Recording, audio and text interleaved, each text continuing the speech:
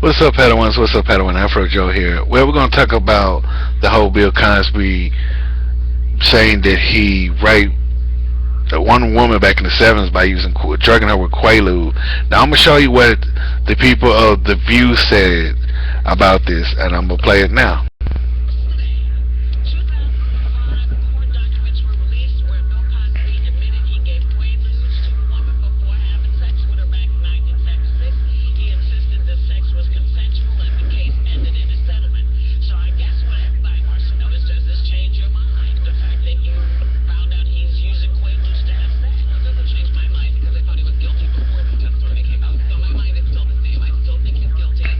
Hold up. It's like this. When you hear a woman say she's been raped and there's no evidence saying that he did it, you can't quick jump to judging somebody. To me, this bitch is retarded and she a racist.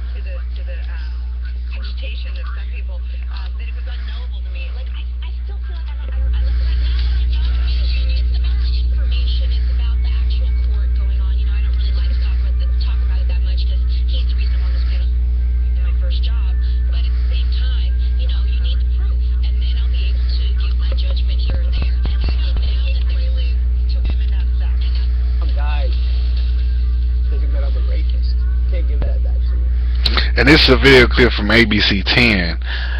I want to give thanks to The View, but this is a video from ABC 10. I want you to hear the story of this man being accused of a crime he didn't commit. An East County man is free tonight after a Team 10 investigation helped expose major problems in the case against him.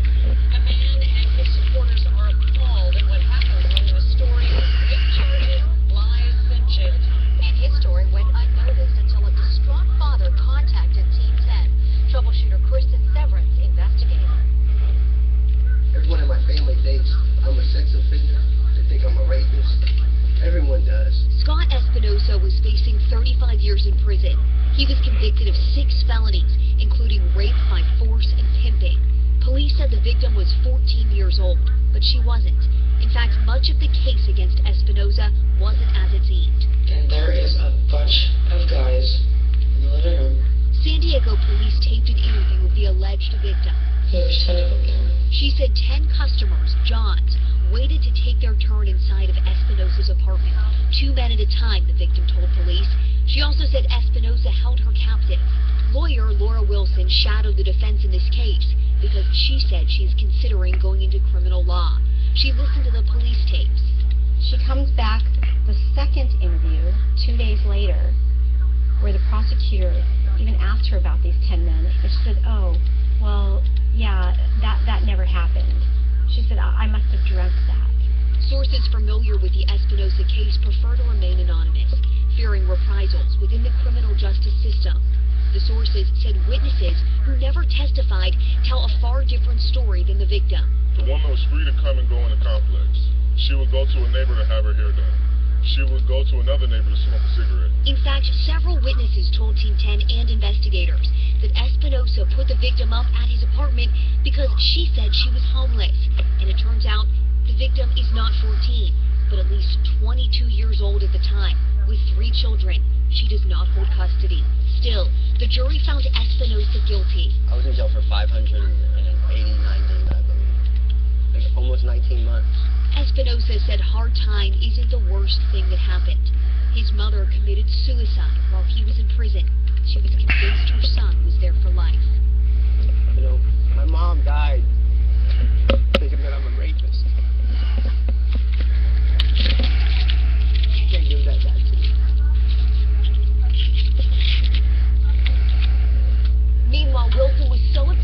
what happened in the courtroom and the inconsistencies in the testimony and evidence, that she wrote this declaration laying it all out to trial judge Michael Smythe. Smythe also received a request for a retrial by Espinosa's new court-appointed attorney. The cameras were there when the judge agreed to a retrial, but it never happened. Some nights I can't sleep, just thinking about it.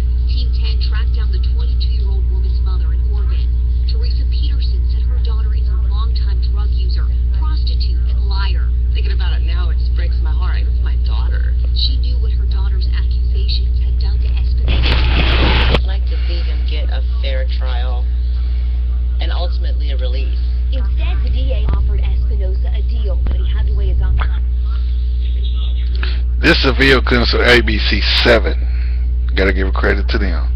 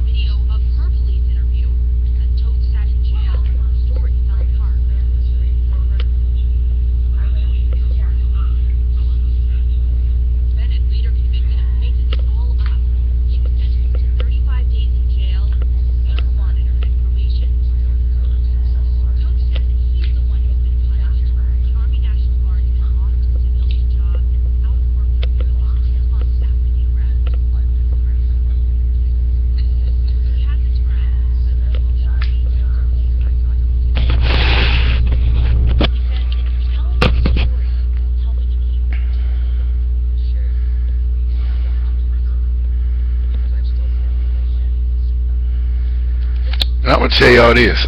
Thanks to ABC 7, ABC 10. Thank you for Midlight and The View.